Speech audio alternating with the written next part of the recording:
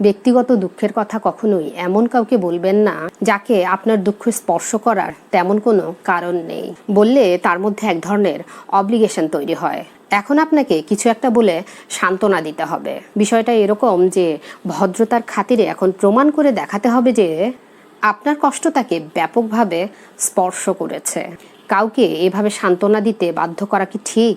তিনি কি আপনার সাথে কখনো শেয়ার করেছেন তার কোনো কষ্টের কথা? আপনাকে নিজের কষ্টের মার্কেটিং করতেই হবে কেন? কাউকে আপনার কষ্টের কাস্টমার হতেই হবে কেন? কষ্ট গিলতে জানলে শক্তি বাড়ানো যায়। দুঃখের চেয়ে বড় পরশ পাথর তো আর নেই। আপনি শক্তি বাড়াতে না চাইলেও অসুবিধা নেই, তবে কাউকে বিরক্ত করবেন না।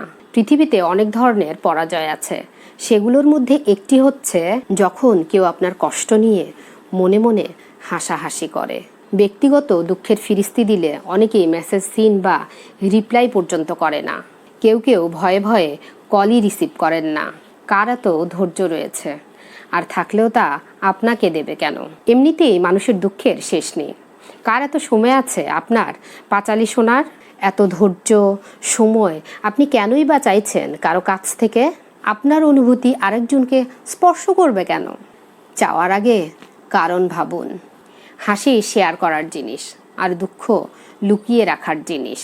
যারা সবসময় কান্নাকাটি করে ও বিষণ্ণ থাকে তাদের লোকে পছন্দ করে না, তাদের দেখলেই লোকে পালায়। আপনি বিষয়টি জানেন, তবে আপনাকে সবিনয়ে মনে করিয়ে দিই, মানুষ মোটামুটি দুই রকমের, যারা দুঃখ শেয়ার করে আর যারা দুঃখ লুকিয়ে রাখে।